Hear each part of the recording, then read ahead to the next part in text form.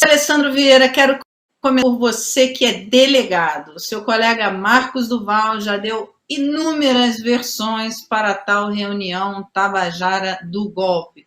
Com qual destas versões vocês estão trabalhando lá no Senado? Acho que um misto das versões já apresentadas pode ser mais próximo. Primeiro, tudo boa noite, é um prazer estar falando com vocês. O desabafo do senador Marcos Duval na madrugada, pós-votação, possivelmente é aquilo que está mais próximo da verdade, o que pareceu um ato espontâneo. A partir daí, a partir dos contatos com a família Bolsonaro, a versão foi sendo adaptada para excluir a responsabilidade do presidente da República. Enfim, existem ferramentas muito simples para apurar a veracidade desses fatos, me parece que o ministro Alexandre de Moraes já determinou essa oitiva e a instauração de inquérito por potencial falso testemunha. A gente ainda vai ver muitas cenas, muitos capítulos dessa novela. Senador, na sua vida de delegado, você já ouviu muitos depoimentos, tem experiência.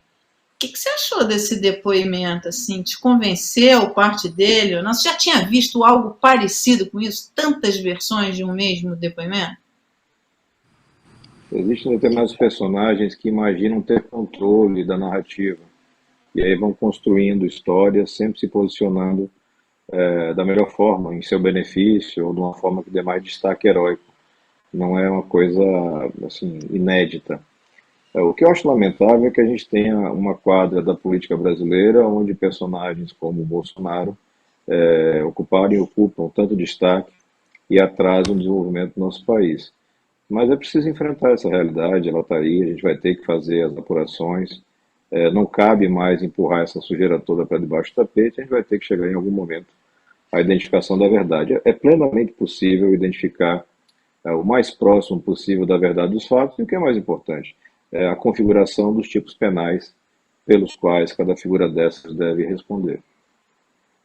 Ô Ju, o senador fala, né, pena ter assim uma pessoa, uma figura, como é que você falou? Uma pessoa, uma figura, um personagem desses, né? Só que foi o presidente da República, né? Era o presidente da República, o personagem envolvido nessa história toda. E Duval pode ser o elo perdido aí entre essa conexão, embora agora a gente. Ô Ju, você já tinha vivido algum momento em que assim a gente é atropelado? Esse roteiro, por exemplo, estava pronto e apareceu a gravação do hacker, enfim, envolvendo o presidente. Quer dizer, você tem o Duval, agora você tem o hacker. Você já tinha visto assim tantas notícias acontecerem numa sequência tão rápida assim de tempo? Ai, Mara, eu queria dizer que esse é o único caso, mas infelizmente não, né? Acho que já vivi isso tantas e tantas vezes, e acho que, sobretudo nos últimos 4 anos, né, no que diz respeito à família Bolsonaro, as investigações criminais, né? Eu acho assim, essa questão dos depoimentos, né, as variações da versão do senador Marcos Duval, chamam a atenção, mas eu quero apontar uma coisa aqui, que eu acho que é bem importante também. Ele foi suavizando ali, querendo tirar a responsabilidade do ex-presidente ao longo da quinta-feira, depois que ele começou a falar tudo aquilo. Só que tem um detalhe que é bem importante, que eu acho também, para entender um certo jogo duplo que ele aparentemente também estava fazendo. Porque, para quem não acompanhou a história, né, ele é procurado pelo deputado lá, o Daniel Silveira, em 7 de dezembro, e ele procura o ministro Alexandre de Moraes antes de encontrar o Bolsonaro para contar sobre essa abordagem. E aí, Mara, ele vai lá, encontra o Bolsonaro com o Daniel Silveira, tem essa conversa nada republicana, né? Que aí não temos, enfim, um registro dessa conversa para saber quem está falando a verdade sobre o que foi que o Daniel Silveira falou nos mínimos detalhes, o que é que o Bolsonaro disse, o que é que o Marcos Duval disse, né? Se o Bolsonaro foi tão passivo quanto o senador passou a dizer. Mas existe um elemento que eu acho que é importante, eu vou falar aqui, porque eu não sou a última, você é a última pessoa, né, por todo o trabalho que eu fiz, a querer, de algum jeito, eu inocentar, suavizar a situação do Bolsonaro. Mas, de fato, o Marcos Duval mandou uma mensagem, depois do encontro com o Bolsonaro e o Daniel Silveira, para o ministro Alexandre de Moraes, e no dia 9 de dezembro escreveu por escrito que o Daniel Silveira estava fazendo esse movimento que o Bolsonaro não estava. Ele escreve isso. Só que aí, Mara, também uma coisa que me chamou a atenção, e eu vi essa mensagem, tá? Me mostraram os prints, tá?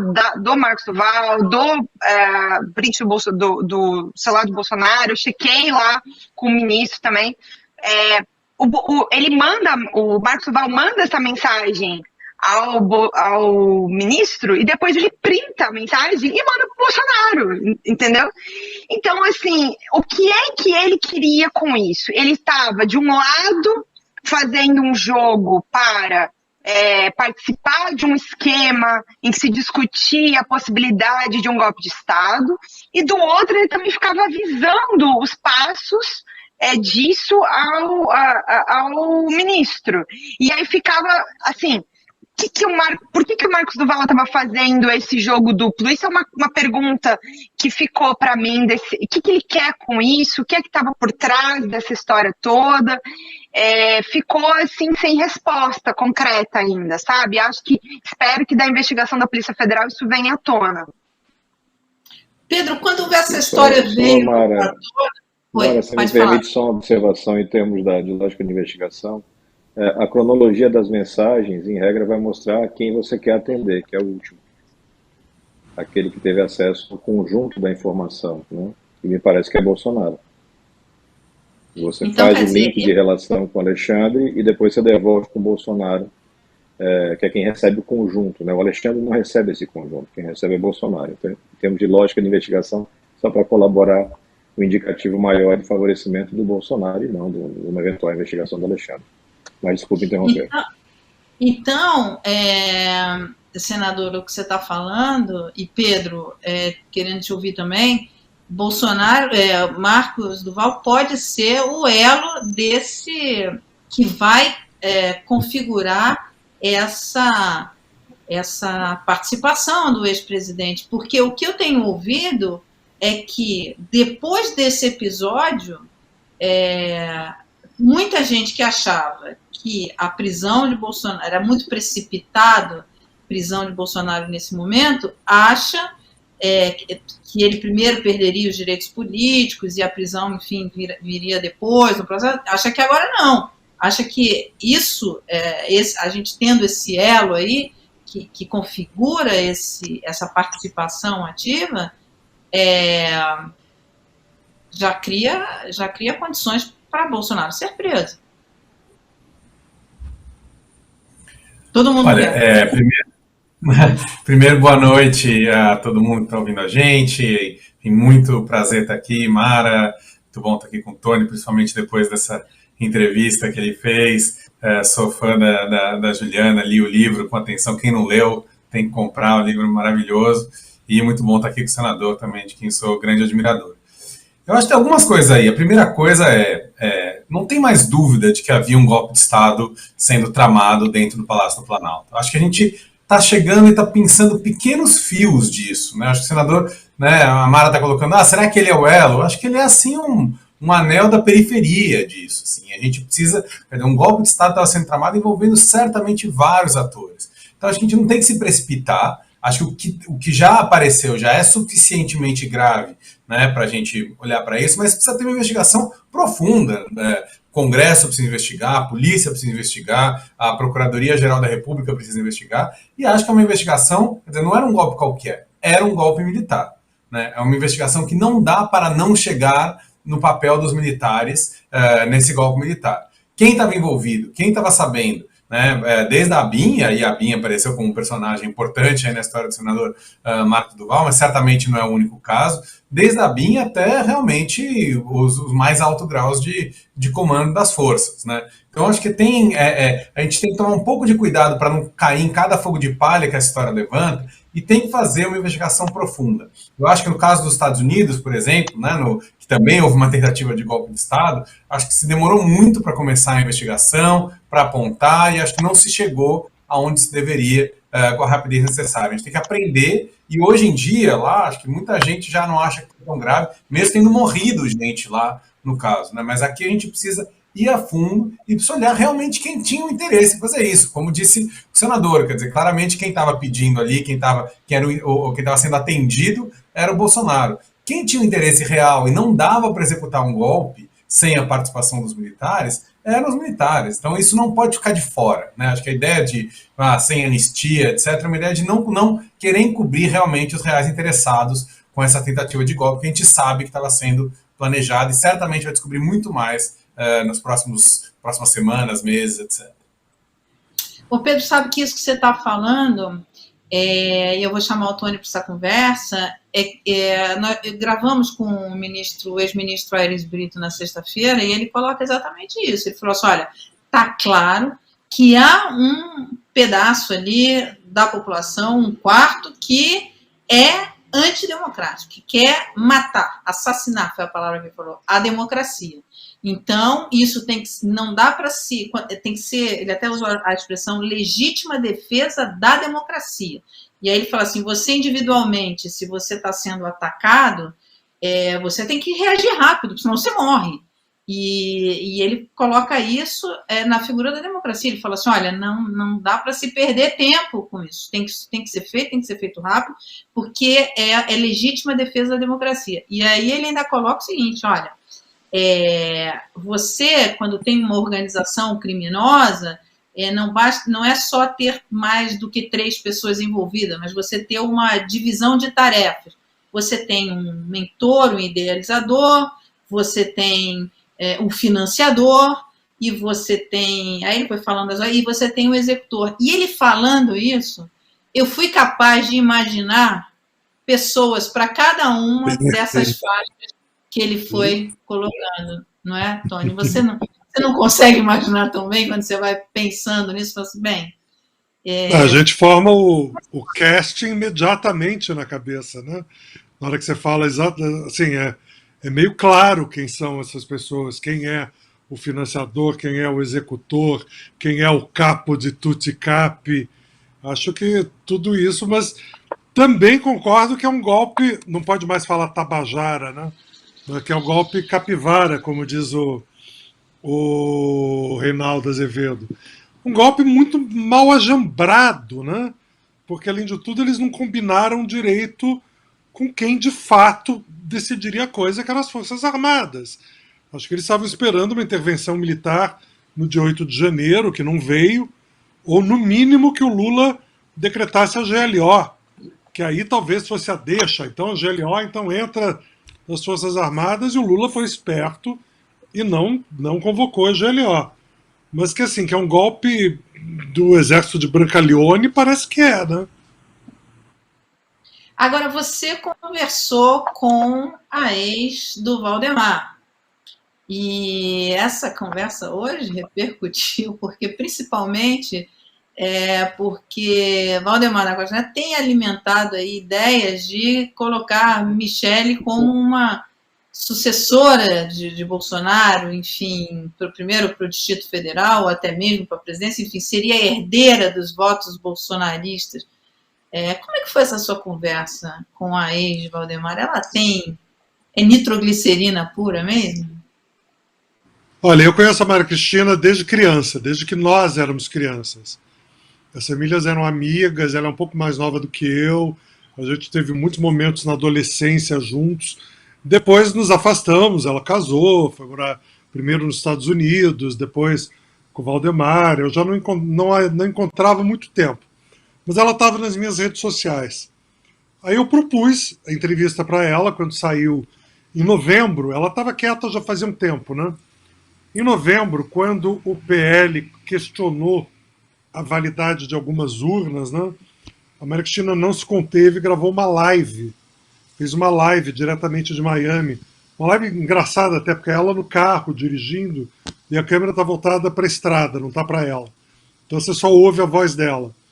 Mas ela fala aquilo, que Valdemar, você é o dono do bordel, eu te conheço, eu vou fazer da sua vida um inferno, e coisas assim. E ali que ela chama também a Michele Bolsonaro, a ex-primeira-dama, que ela chama de Maria Emenda, que era uma expressão que eu ainda não conhecia. Aí no começo de dezembro eu a procurei, perguntei se ela daria uma entrevista para a coluna da Mônica Bergamo, ela topou na hora. Nós fizemos 3 longas sessões por Zoom, ela falou muita coisa, muita coisa que eu falei para ela que não interessava naquele momento para a coluna, porque ela está numa pendenga judicial com os irmãos por causa de herança de pai. Eu falei, Maria Cristina, desculpa, isso é um problema pessoal seu, é grave e tal, mas no momento o que nos interessa é o que você tem a falar sobre Valdemar e Bolsonaro, porque o Valdemar, de repente, virou um dos homens mais poderosos do Brasil. Então tudo que você falar sobre ele e Bolsonaro interessa. E aí ela falou, ela realmente falou. Na entrevista, se você for olhar, não tem nada inédito. Não tem nada que ela não tivesse falado em algum momento ao longo desses anos todos. Mas a gente juntou tudo numa coisa só. Virou uma espécie de uma compilação de greatest hits. E na hora que você lê aquilo tudo, realmente é uma avalanche de coisa. É uma avalanche de coisa. E aí tem a repercussão, né? Assim, eu passei o dia inteiro ontem recebendo mensagens de legal, hoje também. Eu fui agora ao Sindicato de Jornalistas por uma outra razão e também todo mundo. Então estou no meu dia de superstar. Amanhã passa, né? Mas foi engraçado. E ela realmente é uma figura curiosa, porque até onde eu sei, ela não está chantageando. Ela não está querendo dinheiro, ela não está querendo que calem a boca, porque se ela quisesse, já teriam calado. Ela realmente, até onde eu sei, todas as provas, tudo que eu tenho, ela realmente quer defender a democracia brasileira. Do jeito dela, que é uma pessoa que não teve uma formação política antes de se casar com Valdemar, e ela realmente acredita, ela é toda idealista hoje em dia, ela se define como ativista política, ela vai fazer um curso agora numa universidade de política, ela realmente está enfronhada nisso. Então, assim, eu dou um voto de confiança a ela, eu acredito nas boas intenções dela. Eu acho que se ela tivesse à venda, ela já teria se vendido há muito tempo. E você acha que ela tem mais o que revelar? Quer dizer, ela teria acesso a mais informações que ela poderia revelar? Ela já falou muita coisa, né? Ela foi testemunha do Mensalão. Eu acho que graças ao testemunho dela na CPI do Mensalão, o Valdemar foi para a cadeia. Então eu acho que assim, ela já conseguiu muita coisa. Nesse momento, ela não vai conseguir mandar de novo, porque ela não tem mais contato com o Valdemar. Tudo que ela sabia, desenvolvimentos de corrupção dele, ela já falou. O que era novidade eram essas coisas do Bolsonaro. O que o Valdemar achava do Bolsonaro, a história da Maria Emenda, a história de que a Michele deu umas saídas com o Valdemar antes de conhecer o Bolsonaro. Então tudo isso é saboroso, é picante, a gente acha graça e tal. Não sei até que ponto isso compromete seriamente alguém. Sim, Michele era solteira, Valdemar era solteiro, isso aí é com quem quisesse, não tem. Aí não vou também dar uma de moralista, cada um faz o que quiser nessas horas. Mas que é divertido a gente saber, eu não sei se ela tem mais coisa na manga para detonar a República, ou pelo menos o bolsonarismo, mas eu acho que ela já fez um estrago. Agora, senador, eu lembro que quando Michele começou a ficar mais ativa na campanha e começou a subir e fazer aquelas pregações como se fosse uma pastora, uma coisa assim, eu fiquei com a impressão de que Michele acalentava ali uma ideia de ingressar na carreira política. E na votação para a presidência do Senado, quando eu vi as imagens dela entrando ali, e mesmo o jantar que ela teve antes, com o PL e tal, ali eu tive a certeza de que ela calentava, embora eu não seja analista político, as minhas certezas não valem nada nesse aspecto, mas ali me pareceu muito que ela estava ali tomando a frente para assumir essa liderança, para herdar, para de fato ser herdeira do bolsonarismo. Sei lá se ela alimenta a ideia de ser uma Evita Peron, eu não sei o que se passa na cabeça, de fato, não consigo analisar. Não sou nem analista política, nem terapeuta, nem psiquiatra, enfim, nada que me desse ali instrumentos para avaliar isso. Mas o que você acha? Você acha que Michele acalenta esse desejo e ela teria condições? Veja, eu também não tenho as qualificações para avaliar o perfil psiquiátrico de ninguém. O que eu vejo muito claramente é que, se for o interesse dela e se tiver o apoio que me parece ter de políticos oportunistas como o Valdemar, que só querem mais um número para botar na planilha, ela tem boas chances de sucesso. Ela está dentro de uma média de determinados personagens que a gente vê, e não é de hoje, a gente vê na política brasileira. Figuras midiáticas que conseguem angariar votos. Não é o que eu tenho como ideal de representação, né? Eu gostaria de ter gente qualificada o suficiente para discutir as reformas, por exemplo, que o Brasil espera, ou uma revolução digital que está na nossa porta e vai ceifar empregos e a gente não está fazendo nada.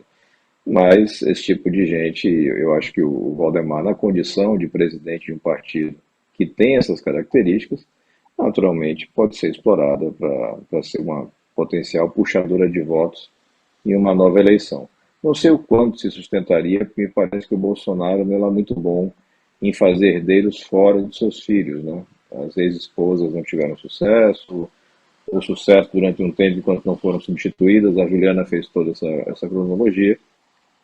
Espero sinceramente que o Distrito Federal escolha bem seus representantes na próxima oportunidade.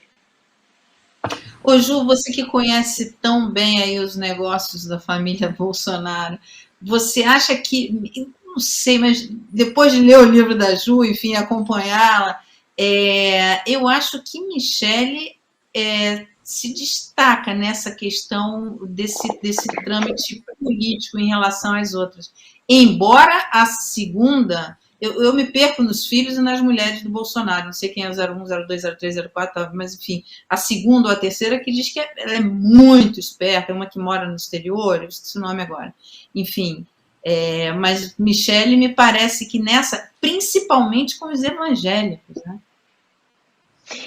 Mara, eu acho que o senador Alessandro, quando ele fala sobre essa questão dela, do papel do PL, eu acho que o que está em jogo agora é isso, tá? Semana passada estava em Brasília justamente acompanhando esse movimento da Michele, saída dela ao Senado. Mal entrei no Senado e esbarrei com ela no corredor, foi muito curioso, assim, nem precisei procurar. E aí ela fugiu, né, assim, já muito cercada ali por mim, pelos colegas, para questionamentos, já fugiu. Mas eu ouvi bastidores do PL nesse sentido, sabe, em função até dessa movimentação dela sozinha. E eles têm já, desde a campanha presidencial passada, né, eles é que fizeram bastante pressão para que ela participasse dessa campanha de 2022. Porque na campanha de 18, ela não participou praticamente. Ela não fazia eventos, ela não estava no horário eleitoral. E também o Bolsonaro tinha um partido pequeno, não tinha muito tempo de TV, essas coisas. O que mudou completamente na campanha passada, que ele tinha tempo, que ele tinha partido, que ele tinha marqueteiro, que ele tinha toda uma estrutura. E os políticos profissionais ali, né, o pessoal do PP, do PL, entendia que fazia pesquisa, então via que o Bolsonaro ia mal com as mulheres, e que sem o voto das mulheres ele ia perder a eleição como perdeu, apesar de ter sido apertado. Então eles trouxeram a figura, né, trouxeram a Michele, fizeram muita questão que a Michele participasse. A Michele, eu acho que, pessoalmente, pelos relatos, e acho que é comprovado até pelo desempenho dela na campanha, ela, ao mesmo tempo em que gosta de alimentar o próprio ego, porque tem isso, sabe? O que se relata é que ela gosta de saber que ela é influente, ela gosta de saber que ela tem esse poder junto ao mundo evangélico, que ela tem esse poder um pouco de persuasão junto ao eleitorado feminino mais conservador, de direita. Ela gosta disso, dessa influência. Então, acho que ela faz esses movimentos, em parte, para alimentar esse ego e essa influência que ela gosta de ter, mas ela tem, pelos relatos que eu ouvi de pessoas próximas a ela, também ali uma dúvida, sabe, sobre os passos dados. Então, volte e meia tinham reclamações, até durante a campanha do Bolsonaro, de que a Michelle cancelava a participação de gravação em cima da hora, se recusava a participar de evento em cima da hora. Mais de uma vez, eu mesma, quando eu ainda conseguia acompanhar o início da campanha pessoalmente, vi a Michelle com cara emburrada em evento, assim, em cima do palanque, não tinha nem cuidado de disfarçar, ela fazia cara feia mesmo, do que ela não estava gostando, que ela estava incomodada, que tinha gente demais, que ela não gostava daquele ambiente. Então, assim, ela estava lá com o pé na campanha, mas ela também estava com o pé fora. Ela gosta desse ambiente, mas ela ainda tem um pouco de dúvida. Do ponto de vista do PL, é isso que um pouco o Senado está falando. Sim, eles enxergam esse potencial, viram até os números dela e acham que ela tem ali um caminho que eles podem criar e preparar para ela. E aí eu vou te dizer que, assim, eu sinceramente não ouvi nada no sentido de candidata a presidente da República, tá? O relato que eu ouvi deles, que é bem mais, assim, do ponto de vista eleitoral, tá? Pé no chão, é uma possibilidade de ser, talvez, daqui a 4 anos, um nome para o governo do Distrito Federal. Mas que todo mundo ali que é político profissional há muito tempo sabe que daqui até 2026 tem muita coisa para acontecer, então esse caminho é longo, ela vai começar pelo PL Mulher Nacional, ali liderar, sei lá, né, o que significa isso, mas tentar estar à frente, porque isso é uma coisa que me chama atenção também. O PL espera da família Bolsonaro, seja da Michelle, seja do Bolsonaro, um papel de liderança, e eles nunca souberam fazer isso do ponto de vista de oposição, né? Mesmo como presidente da República, tenho vários questionamentos sobre se o Bolsonaro era um líder, né? Porque o que a gente via muito era ele fazendo bastante conflito, confusão, tudo desintegrado. Até esses planos aqui, a gente estava falando antes sobre a questão golpista, né? Eu acho até que existiram, pelos relatos que eu escuto no bastidor, vários planos desse. Não foi um só, nem é só essa história do Marcos Duval, nem essa história agora que vem pela Veja. Tinham relatos. Essa conspiração, ela era permanente depois do período eleitoral. Isso que você falou, o general Santos Cruz falou aqui uma vez, falou assim, olha, Bolsonaro, se ele quisesse, com o capital eleitoral que ele saiu, embora não tenha sido eleito, saiu com uma diferença pequena e muita gente votou nele, enfim. Ele poderia liderar a oposição, mas para fazer isso ele teria que trabalhar, e parece que ele não gosta muito de trabalhar. Palavras que uma análise que o general Santos Cruz fez aqui no canal. Olha, Juliana, a Bruna Helena, ela diz o seguinte, da Alpiva, eu estou amando o negócio do Jair. Caraca, é muito bom. Ela está aqui te elogiando muito. E a Maísa diz o seguinte, a Maísa de Assis diz o seguinte, a Michelle veio com essa história de não se candidatar para desviar a conversa das cartas que ela assassinou e está conseguindo. Essa história das cartas, cada hora vem essa cobertura do governo Bolsonaro, é uma loucura, porque vai aparecendo umas coisas assim, você tem que assim, ser muito resiliente, né, Juliana, para conseguir acompanhar esse dia a dia, porque você acompanha de perto a família há muitos anos, enfim, e vão aparecendo umas coisas... Mara, impossível. Eu até achava que a gente ia começar a fazer o inventário da destruição, né, agora, né, que era finalmente poder acessar os documentos de diversos ministérios, dos programas que ficaram de lado, de todos os problemas do Brasil. Mas, na prática, depois... Opa, travou. A Ju travou. Ela caiu. Ela caiu. Senador, enquanto a Ju não volta... voltou. Acho que ela voltou. Voltei. Não, só ia dizer que assim, a gente não conseguiu nem terminar na verdade, nem começar a fazer o inventário do caos, E aí veio o 8 de janeiro, que já criou toda uma situação, né, de inúmeros processos criminais. Até o senador podia contar para a gente se vai sair CPI ou não. Estou torcendo que saia CPI para a gente investigar mais atentamente os detalhes. E ainda tem o Brasil também, né, com essa mudança toda, todos esses ministros que tomaram posse, né, agora também o início dos trabalhos no Legislativo, sabe, assim, falta jornalista nesse país, gente. É verdade, é verdade. Ô, Ju, Inventário do Caos é um bom título para o seu próximo livro, hein, Ju?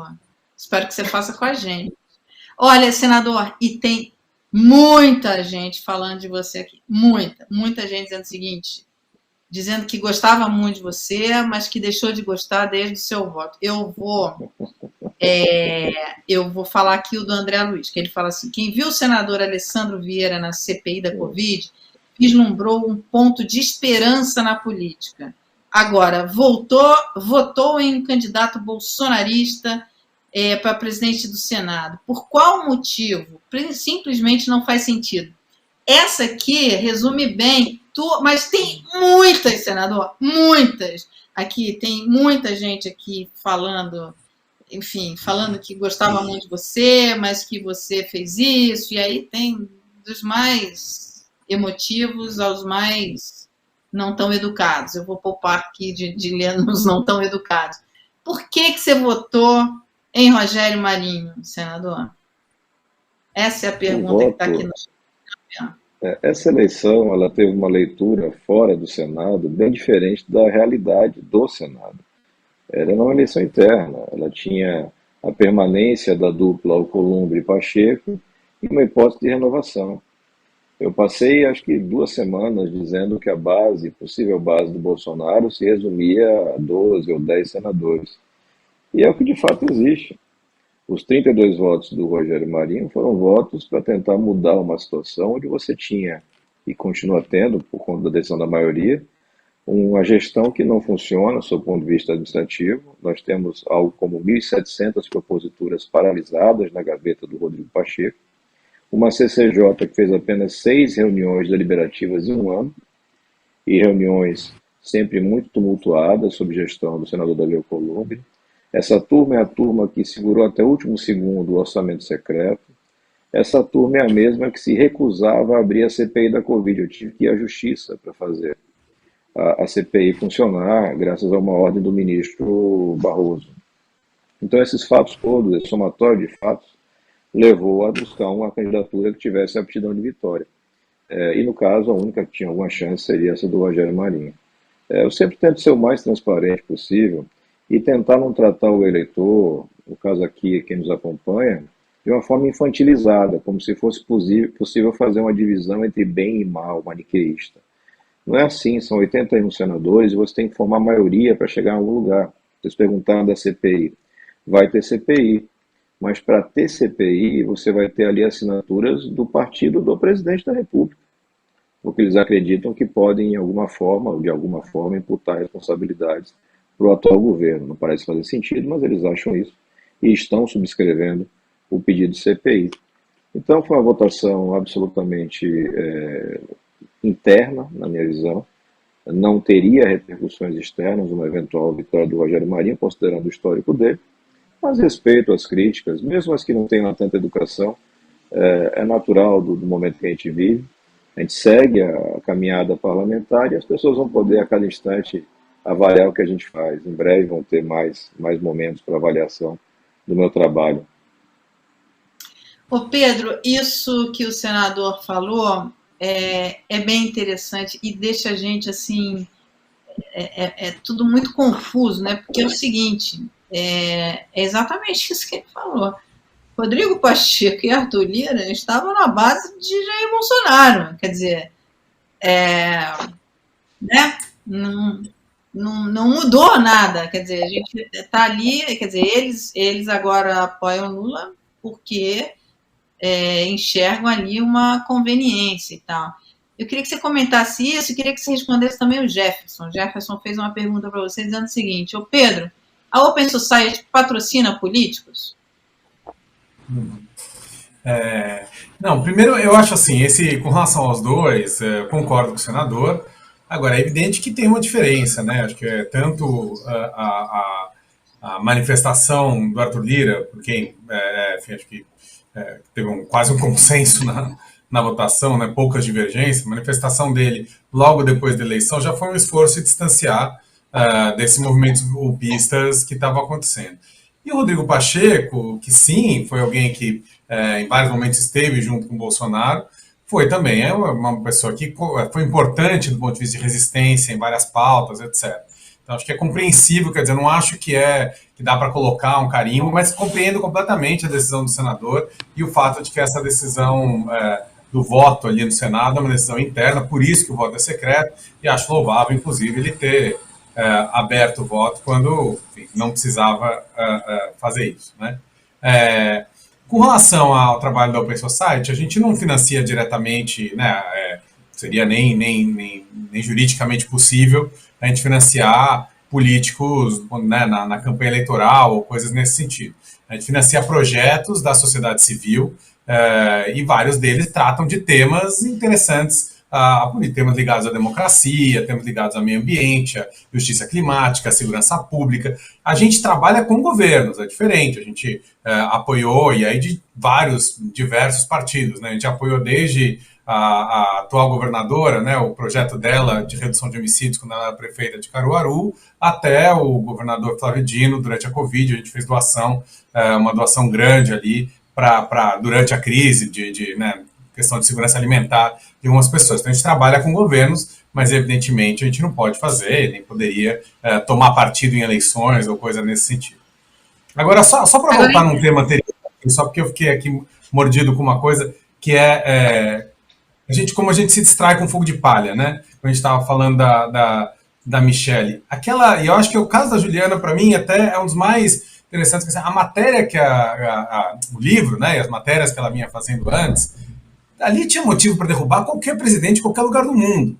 Mas, de repente, a gente se distrai com pequenas coisas e vai prestando atenção em outra coisa, etc., e muda de assunto e tal, e parece que aquilo passou, né? O livro, eu fiquei feliz que voltou o livro, porque quem lê fala, não é possível que essa pessoa ainda teve a paixão da eleição. O caso da Michelle, agora a gente está falando das carpas, mas a matéria que saiu, ela é muito mais grave do que matar as carpas e roubar as moedas do lado. É uma matéria que mostra um esquema de caixa 2 muito similar ao que a Juliana tinha revelado anteriormente, né? Com envolvimento de militares, que inclusive depois foi estopim da demissão do comandante do Exército, mas com retirada de dinheiro no Palácio do Planalto. Quer dizer, você tem escândalos de corrupção tão grandes ali na cozinha do presidente, né? A confusão do privado com o público tão enormes, e a gente, de repente, se distrai, fica falando das carpas, fica falando, acho que, enfim, de várias coisas que acho que são muito menos. A coisa da Michelle é isso, quer dizer, o que aconteceu ali deveria ter derrubado a candidatura dela, aquela matéria, né? Mas a gente se distrai com outras coisas, etc., e isso acaba passando. A gente tem que ter algum cuidado de filtrar e conseguir reter um pouco da informação nesse caos que está sendo metralhado agora. Olha, Pedro, Mara, fala. Queria botar uma colher nessa história que o Pedro falou, para concordar, inclusive, com ele. Agora fala-se muito sobre essa questão, prender o Bolsonaro. Vou dar uma opinião super impopular aqui. Eu acho que o que precisa, né, nesse momento, prender o Bolsonaro. Precisa que as instituições investiguem todos esses processos que estão parados ao longo do tempo, sabe? Produzam provas, produzam investigações criminais de qualidade. Que esse processo vá para o judiciário, seja apreciado nos mínimos detalhes, e que todos esses processos ganhem forma, ganhem conteúdo, solidez. E aí a gente discute a hora de prender o Bolsonaro, sabe? Porque essa pressa de prender, ela é problemática, sabe? Depois isso pode acabar gerando um problema, aí faz isso que o Pedro falou, a distração. Aí vamos discutir se foi justo, se foi injusto, se era o momento, se não era, se estava certo, se tinha motivo, se a decisão foi fundamentada, se não foi. Não, o que eu acho que mais precisa nesse momento é que as investigações sejam finalmente feitas e feitas com qualidade, tanto do Bolsonaro, quanto dos filhos do Bolsonaro, quanto da ex-primeira-dama, quanto das ex-mulheres, porque os relatos que eu tenho, assim, chama Cristina também, tá? A segunda mulher do Bolsonaro. Ela foi embora para a Noruega. Está na Noruega. Ela é uma peça-chave desses esquemas. E aí, sabe, como é que vai dar sequência, né? Se eventualmente ela tiver que responder, né? Porque ela tem o sigilo bancário quebrado numa investigação no Rio de Janeiro. Então, assim, o que eu espero mesmo é que as instituições trabalhem e trabalhem bem. Porque, assim, também tenho lá as minhas preocupações agora dentro dessas investigações do 8 de janeiro, que essas dezenas e dezenas, já centenas de denúncias em função do 8 de janeiro, sendo feitas muito rápido e em menos de um mês, né? E eu quero ver essa individualização de conduta, né, Pedro? Porque aí, assim, depois a chance disso virar nada, se estiver sendo mal denunciado, é enorme.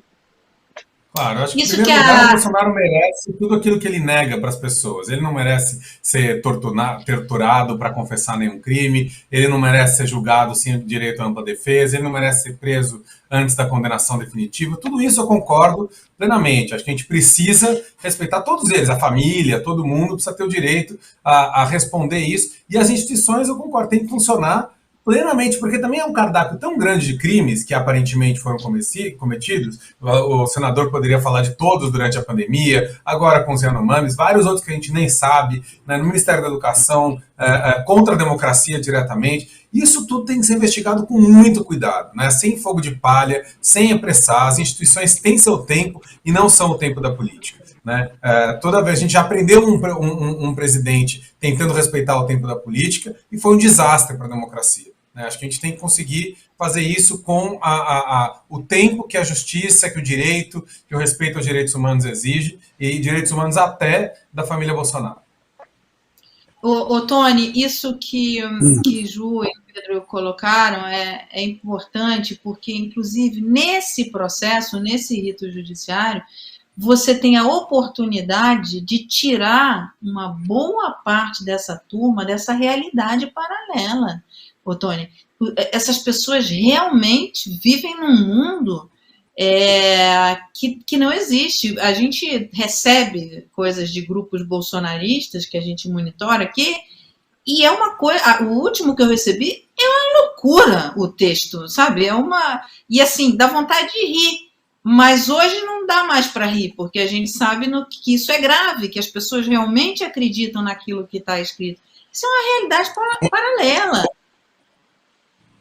Olha, Mara, eu não sei, eu não sou tão otimista assim, porque depois de tudo que aconteceu, depois da gente ter visto a depredação da Praça dos Três Poderes, e ainda tem gente que apoia, e eles ainda têm força no Senado de fazer a manifestação, tem essa guerra de narrativa, entrou todo mundo lá com camisa Lula ladrão, as coisas que eles fizeram foram muito piores.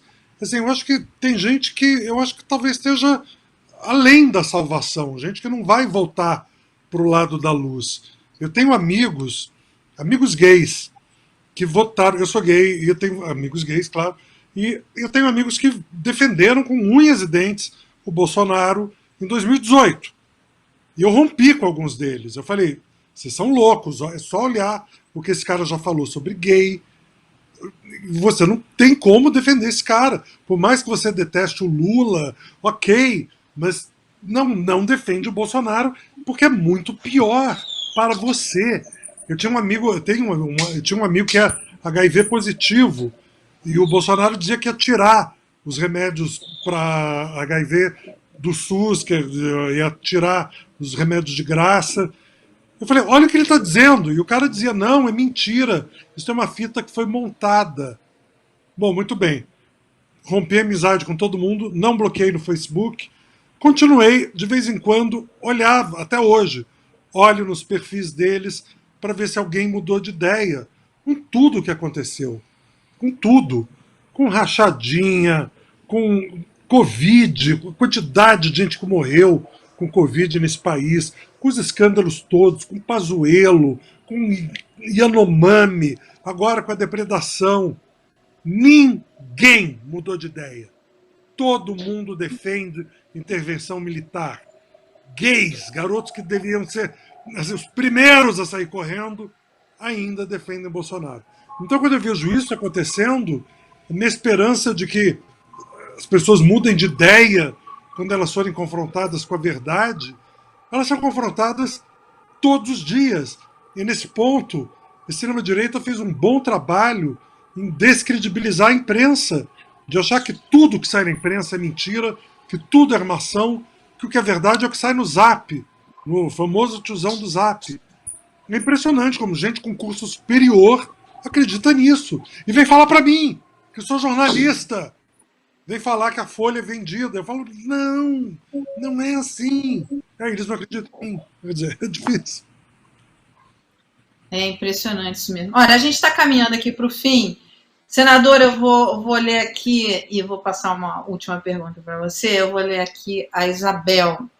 A Isabel, assim, a pergunta dela, ela está querendo resgatar a admiração que tem por você, ela está querendo tirar esse episódio do seu voto no Rogério Marinho aqui da frente. Ela diz o seguinte: mas o senador acredita que o Rogério Marinho conseguiria conter a sanha da extrema-direita, Damares e outros nefastos?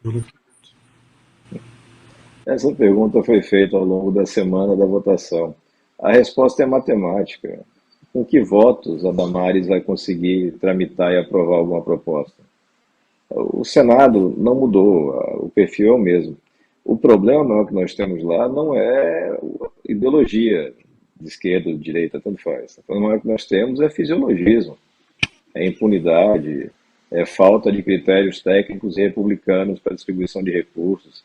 Enfim, não existia e não existe nenhum risco do Senado adotar algum tipo de proposta fascista ou autoritária ou golpista. Absolutamente nenhum risco.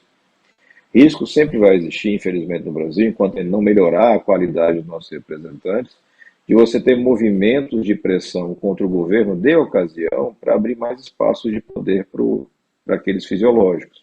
A gente conseguiu, com um enorme sacrifício, quebrar o orçamento secreto no formato que ele existia, mas o apetite das pessoas não diminui, eles continuam tentando ocupar espaço. Então, nunca me preocupou você ter algum tipo de espaço para essas pessoas. Foram eleitos, não com meu voto, mas foram eleitos, e merecem respeito e terão, durante 8 anos, um espaço de fala.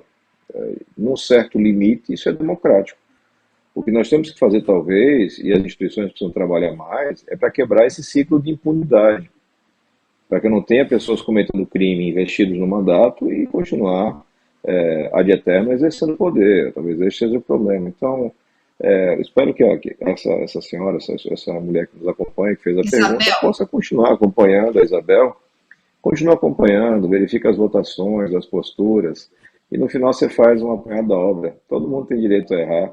Eu já errei um bocado, vou continuar errando.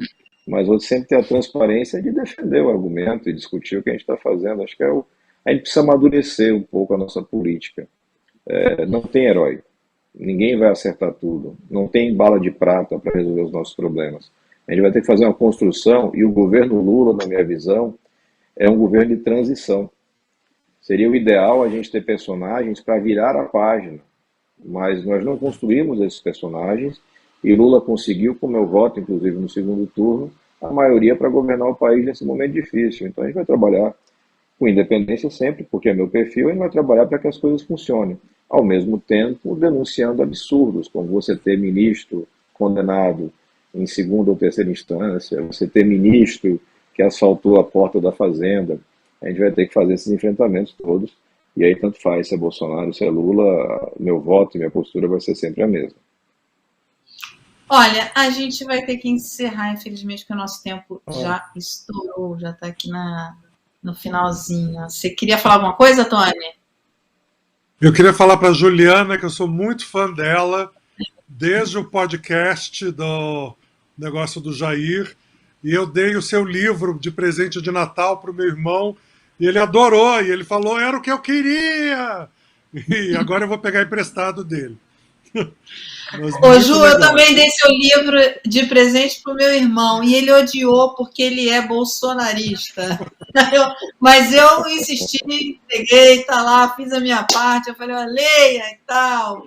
Mas aí ele falou que você é comunista e não sei o que e tal. Eu falei, tudo bem, mas vamos deixar aqui, quem sabe um dia você lê.